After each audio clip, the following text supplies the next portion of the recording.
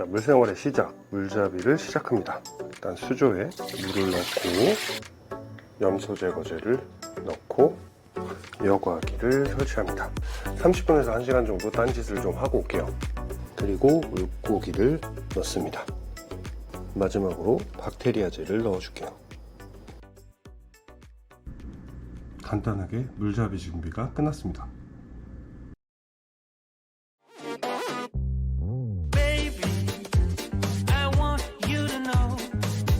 안녕하세요, 진씨입니다. 물잡이의 시작 어떠셨나요? 여러분이 알고 계신 것과 좀 다르죠? 보통 빈 수조에 물을 넣고 일주일 정도 여과기를 작동시키는 방식을 많이 들으셨을 거예요. 사실 저희 매장에서도 그렇게 설명드리곤 합니다. 이건 사실 맞는 부분도 있지만 원론적으로 잘못된 부분이 있기는 합니다. 전에 여과 사이클 물잡이에 관해서 그림으로 쉽게 설명드린 영상이 있어요. 정말 쉬우니까 안 가실 때 보시면 물생활이 어렵지 않다는 걸 알게 되실 거예요. 그 영상은 상단에 글씨를 클릭하시면 볼 수 있습니다. 그것만 알면 물생활은 거의 다 안다고 생각하셔도 무방합니다. 정말로요. 그 내용을 간략하게 요약하면 물고기의 배설물, 사료 찌꺼기의 부패로 인해서 발생하는 독성 물질인 암모니아, 이것을 아질산염, 질산염으로 분해하는 박테리아를 여과기에 키우는 과정이에요.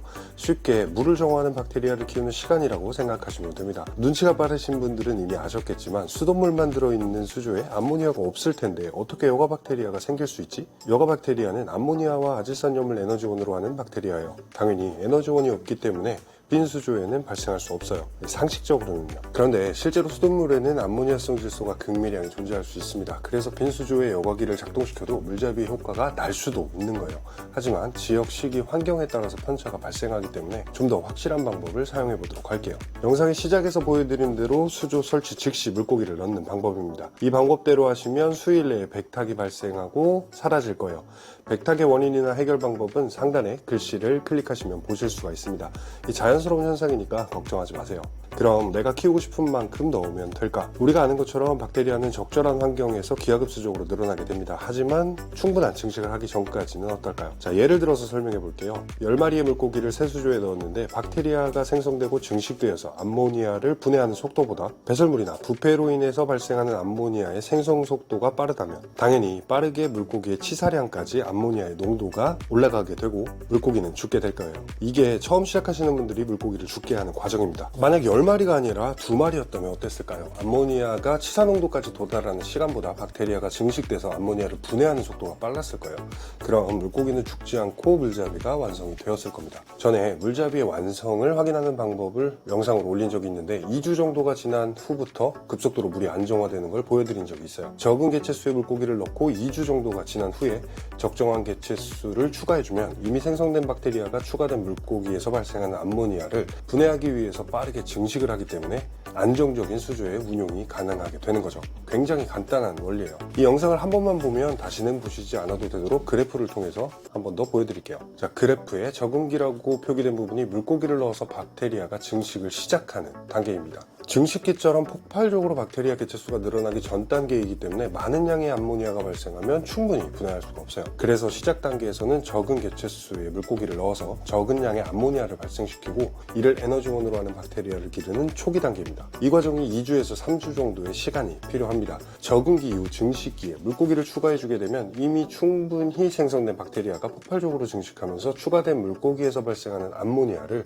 분해할 수 있게 됩니다. 마지막 정식기는 유지관리 측면에서 알아두시면 큰 도움이 되는 기간이에요. 아무리 좋은 여과기를 쓰더라도 내가 운영하는 수조의 전체 물의 양에 따라서 박테리아가 살 수 있는 공간적인 한계가 있습니다. 당연히 물의 양 대비 큰 여과기를 쓰게 되면 박테리아가 살 수 있는 표면적이 늘어나면서 여과량이 증가하게 되겠지만 정해진 물의 양을 뛰어넘을 수는 없습니다. 그렇기 때문에 내 수조에 맞는 용량의 여과기와 적절한 개체수의 물고기를 기르셔야 물고기에게나 관리하는 사람에게나 편안한 환경이 됩니다. 이제 기준을 잡아드려야겠죠. 제가 아직 수조마다 적정한 여과기의 용량이나 개체수를 정리해드린 적은 없습니다. 사람마다 기준이 다를 테지만 제가 생각하는 안전한 기준을 조만간에 꼭 정리해서 알려드릴게요. 제가 추천드리는 물잡이식의 적정 개체수는 10리터당 한 마리입니다. 수조의 용량을 계산하는 방법은 상단에 글씨를 클릭하시면 보실 수 있습니다. 간단하게는 가로, 세로, 높이를 곱해서 나누기 1000cm 단위로 하시면 됩니다. 45cm, 30cm, 32cm의 높이를 가진 수조라면 대략 40리터 정도의 물이 들어갑니다. 그러니까 구피 정도 크기의 물고기 4마리 정도로 안전하게 시작하시면 됩니다. 그럼 이후의 관리는 어떻게 하면 될까? 이틀 정도는 급여를 하지 마세요. 새로운 환경에 적응하는 시간이 필요하기도 하지만 박테리아 생성 전이기 때문에 다량의 암모니아 발생은 좋지 않습니다. 급여를 하지 않아도 소량의 암모니아는 발생할 수 있어요. 3일 후부터는 소량씩 급여를 해주세요. 이 시기에는 10에서 15초 정도 먹을 양만 주시는 게 좋습니다. 일주일 정도가 지나고 10% 정도만 환수를 진행해 주세요. 초기에 급격한 환경 변화는 좋지 않기 때문에 소량만 환수를 해줍니다. 이후에 급여량을 좀 더 늘려서 30초 정도 먹을 양을 주세요. 2주 정도가 지나면 물이 많이 안정화돼 있을 거예요. 그 다음에는 늘 하듯이 일주일에 25% 정도 환수를 해주시면 됩니다. 이후에 적절한 급여량은 상단에 글씨를 클릭하시면 보실 수 있습니다. 자, 마지막으로 어떤 물고기를 넣어야 할까? 물잡이용 물고기라는 말이 있습니다. 제브라다니오, 백운산 같은 강한 물고기예요. 그런데 물잡이가 끝나고 나면 어떻게 해야 할까? 내가 키우고 싶었던 물고기가 아닌데 그냥 여러분이 키우고 싶으셨던 물고기를 제가 드린 기준만큼만 처음부터 넣고 기르세요. 물론 적절한 여과기가 설치됐다는 전제에서요. 사실 염소가 제거된 수돗물은 많은 미네랄을 가진 깨끗한 물입니다. 특히 우리나라의 수돗물은 물고기를 기르기 굉장히 좋은 조건이에요. 물잡이에 관해서 자세하게 설명하자면 밤을 새도 모자릅니다. 하지만 오늘은 처음 시작하시거나 물잡이에 대해서 정확히 알고 싶으셨던 분들을 위한 내용이니까 이 정도면 충분할 거예요. 사실 이게 거의 다예요. 정말로요. 자, 좀 더 자세한 내용은 영상 상단에 나왔던 다른 영상들을 보시면 도움이 되실 거예요. 자, 혹시라도 이 영상을 보시고 고가의 물고기 아니면 특별히 예민한 어종을 시작하시는 분들은 분양하시려는 그 수족관이나 고수분들께 꼭 상담을 받으세요. 그런 분들이 아니라 저처럼 일반적인 취미생활이라면 이 방법이 최고의 방법이 될 겁니다. 정리하자면 수조와 여과기 설치, 그리고 물고기 투입, 2일 급여 금지, 3일부터 소량 급여, 7일 후 10% 환수, 급여량 증가, 14일 후 25% 환수. 끝! 간단하죠? 수조의 크기별 여과기, 물고기 개체수는 다음의 영상으로 꼭 알려드릴게요. 많은 내용을 정리해서 알려드리다 보니까 부족한 부분이 분명히 있습니다. 댓글로 남겨주시면 최선을 다해서 답변 드릴게요. 긴 영상이지만 마지막 정리한 것만 기억해 주시면 됩니다.